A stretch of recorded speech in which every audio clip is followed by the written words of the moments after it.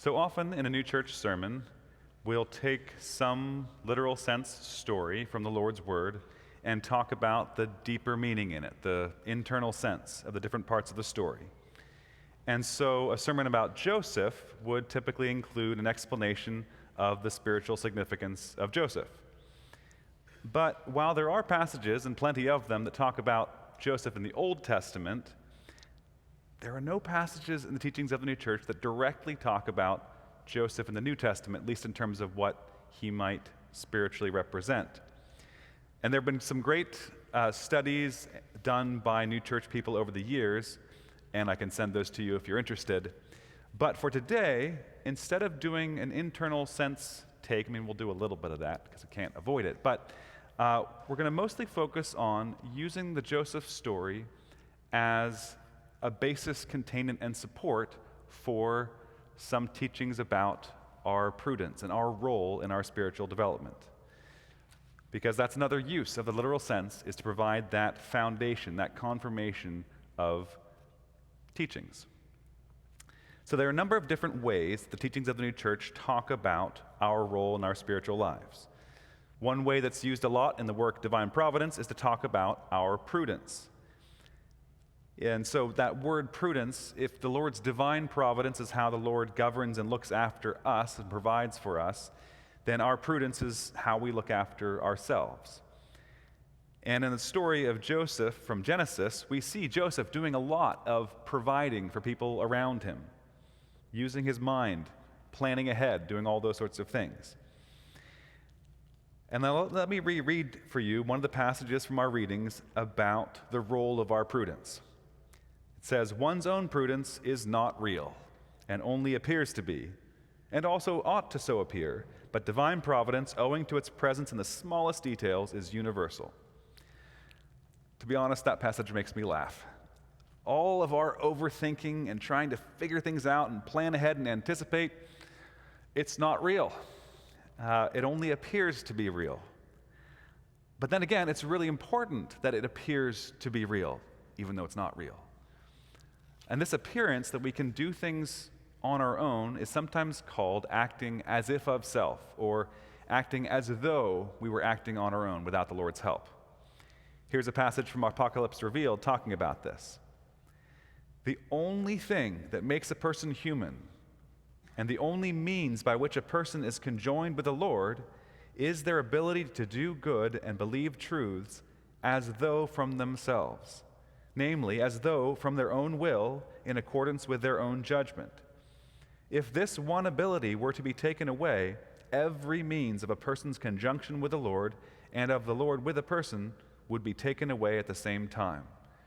For it is this ability to reciprocate love that the Lord confers on everyone who is born human, which he also preserves in the person even to the end of their life and afterward to eternity." So without it seeming like our prudence is real, we would have no way of connecting with the Lord. So that's pretty important. So now let's look and see if we can find some confirmation, some illustration of these ideas in the stories about Joseph. Now, one of the things that's very clear in the Gospel of Matthew is that Joseph is not the father of Jesus. As we read in our first lesson, after his mother Mary was betrothed to Joseph, before they came together, she was found with child of the Holy Spirit. And yet, the genealogy that starts the book of Matthew is curiously traced down to Joseph. It starts at Abraham, works all the way down, and ends up with Joseph. And you might think, well, why do we care about his ancestry if he's not the one who fathered Jesus? One way of looking at it is to think of it representing all that's passed down to each of us as human beings through the history of the human race. There's good stuff in there, and there's some not so good stuff in there. There are people in that list of names who did lots of good following the Lord and doing what he told them to do, and there's lots of people who broke commandments and did terrible things. And each of us gets a nice pile of that handed down to us when we're born. And so all of us has hereditary good and hereditary evil inclinations, and all the things that we've learned from our time in the world so far, all our experience, everything that goes into our ability to figure things out and do things on our own, and we can bring all that to bear on a situation, and the point is none of that is the father of Jesus. And yet, it wouldn't be better to get rid of Joseph and just have Mary. Joseph still needs to be there. We need that pile of stuff. Just needs to be understood where it fits. And Joseph's background and upbringing and his own choices seem to have gotten him pretty far. A pretty remarkable young woman had agreed to marry him, and the Gospel of Matthew says that he was a just man who, when he thought that his fiancée had cheated on him, did not want to get revenge on her for betraying him. So in this way, Joseph seems similar to other good people who were alive when the Lord was born, like Zacharias and Elizabeth, who were both righteous before God, walking in all the commandments and ordinances of the Lord blameless, and Simeon, who was just and devout, or like the young man that Jesus met 30 years later, who kept all the commandments from his youth and wanted to know how to get to heaven. But all of these seemingly good people still lacked one thing. They all needed the Lord himself if they were actually going to be saved, and if they were actually going to be genuinely good. And it's the same for any of us that might hope to be a good person. We might want to be a good person and want to go to heaven one day, and so we try to learn how to be a good person and put those principles into practice in our lives. And something along these lines might be what's represented by Joseph and Mary being betrothed. In the Word, couples often represent a pairing of goodness and truth, or love and wisdom. And the state of betrothal or engagement represents that goodness and truth before it's fully joined together. The plan, the promise, the intention is for them to come together, but that hasn't happened yet. They haven't gotten married yet, and they haven't had any children yet. And then things don't go according to plan. Mary gets pregnant before they've come together. We might think of this as being like times when we have some glimpse of goodness in our lives that we know we didn't put there. Maybe it's love for people of a particular age. Maybe you love teenagers. Maybe you love old people or little kids of a particular age. We didn't choose that. We just found it there in ourselves. Or maybe it's a feeling of freedom from some selfishness that used to have us tied up in knots. We've probably worked on that thing, but to feel free from it, we know that we didn't do that. Or maybe it's a sense of calling to serve a particular use. We see a problem and we want to work on that thing. We want to help some people. Or maybe it's an ability to forgive someone in our family who we've had a rocky relationship with. And we know that letting go, that finding mercy and love for that person, we didn't put that there. So if we're paying attention and notice that there's something there that we didn't put there in our lives, what do we do then? And it seems to Joseph that he's got two options. Make Mary a public example and destroy her, or put her away secretly. Or to put it differently, control everything and destroy those things that go against us, or let go of all responsibility and connection. And we know that neither of these options is what Joseph should do, but let's play them out a little bit anyway. Now, maybe it doesn't make sense that Joseph in the story would want to control everything and destroy Mary, but there certainly is someone in the story who would like to do that. This whole story happens in the context of the days of Herod the king. A cruel desire to control is ruling over the land, and we can see this in everything Herod does. He's deeply troubled by the prospect of anyone who might threaten his rule. He's enraged by the wise men who didn't return to him.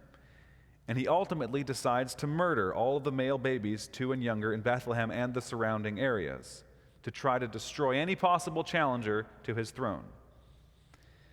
And unfortunately, the teachings of the new church tell us that these Herod-like inclinations are present in all of us. A passage from True Christianity says this: "From birth, we long to control other people and to own what belongs to them. These two longings tear to pieces any love we might have for our neighbor. They induce us to hate anyone who opposes us. That hatred leads us to desire revenge, and that desire for revenge inwardly cherishes the idea of our opponent's death. So that might sound rather extreme and insane, but all of us can struggle to some degree or other with a desire to control others and want to use them and make them do what we want them to do. And especially when we're feeling like life is uncertain and we don't know what's going on, it's a strong temptation to want to just control everything and everyone and destroy anyone who's getting in our way. So that's pretty clearly not a good option. Another not great option is to respond to life not going according to plan by letting go of all connection, responsibility, and just throwing up our hands. One of the passages we read in our lessons described it as like someone standing with hands hanging limp, mouth open, eyes closed, holding their breath, and awaiting influx. Let go. Abdicate responsibility. Expect God to somehow sort it all out. In some ways, that can sound sort of spiritual and trusting, but that's not what the Lord wants us to do. He wants us engaged in trying to figure out what to do. That's how we open ourselves up to following His leading. If you wish to be led by divine providence, therefore, use prudence as a servant or assistant who faithfully manages the goods of their Lord. And we can see this in Joseph, who is actively trying to figure out what to do. And it says that while he thought about these things, an angel of the Lord appears to him in a dream and tells him what he should do. He says, Joseph, son of David, do not be afraid to take to you Mary your wife, for that which is conceived in her is of the Holy Spirit. And she will bring forth a son, and you shall call his name Jesus, for he will save his people from their sins. So Joseph gets this input while he's thinking about these things, and to his credit, acting as though from his own will and in accordance with his own judgment, he does what the angel told him to do. Then Joseph, being aroused from sleep, did as the angel of the Lord commanded him, and took to him his wife, and did not know her till she had brought forth her firstborn son, and he called his name Jesus. It's interesting. The angel didn't actually tell him that he shouldn't know his wife until after Jesus was born. And so we can see that perhaps as Joseph doing his best to figure out how to implement what the Lord had told him to do. Follow through, including in ways that the Lord didn't explicitly say. Isn't it interesting that Joseph always gets his messages from the Lord in dreams? This is a fun connection back to the Joseph of Genesis, who also had dreams and interpreted dreams. And Joseph never gets the chance to see an angel directly or have conversations with them like Zacharias, Mary, or the shepherds. And yet, he gets enough to be able to take action. The teachings of the new church say that dreams mean a state of obscurity, not a clear sight of truth, but like a vague sense that maybe something. And when we're trying to do what the Lord wants us to do, we can sometimes be rather unclear as to exactly what He wants us to do. But as we strive to follow through on those bits that are clear to us, the Lord can give us greater clarity, just as Joseph was aroused from sleep. He woke up, he saw things more clearly, and took action. And, most importantly, when the time came, he named the baby what the baby should be named. He didn't call it by his own name, Joseph, claiming it as something that came from him. He named the miraculous baby Jesus, which means Jehovah saves, in acknowledgement of the fact that it's only the Lord who can save any of us. We're now going to fast forward in the story to the next place where we see Joseph, and this is just after the wise men have left. It says, Now when they had departed, behold, an angel of the Lord appeared to Joseph in a dream, saying, Arise, take the young child and his mother, flee to Egypt, and stay there until I bring you word, for Herod will seek the young child to destroy him.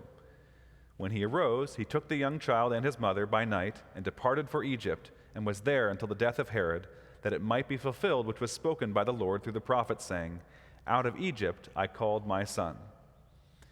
So Joseph has another dream, and again takes action to follow through on what the angel of the Lord has told him to do. And again, it would have taken some figuring out how to implement this thing. Flee to Egypt. Okay, well, what's the route to Egypt? And again, we can perhaps see a glimpse of him figuring things out on his own in that he takes them by night. He wasn't told to, but that's pretty clever given the circumstances to safely, quietly get away without being found out. And we can see more of a back and forth between Joseph figuring things out and the angel telling him what to do in the further things that happen to keep Jesus safe in Egypt and then have him come back into the land. This is what it says. Now when Herod was dead, behold, an angel of the Lord appeared in a dream to Joseph in Egypt, saying, Arise, take the young child and his mother, and go to the land of Israel, for those who sought the young child's life are dead. Then he arose, took the young child and his mother, and came into the land of Israel. But when he heard that Archelaus was reigning over Judea instead of his father Herod, he was afraid to go there. And being warned by God in a dream, he turned aside into the region of Galilee. The angel is telling Joseph what to do, but Joseph is not abdicating his responsibility to think things through carefully. Joseph obeys the command to go back to Israel, but then he questions whether Judea is really a safe place for them to be, because Herod's son is ruling. And this time in the story, it's only after Joseph has identified the potential problem that then the angel appears to him again and warns him to go to Galilee instead.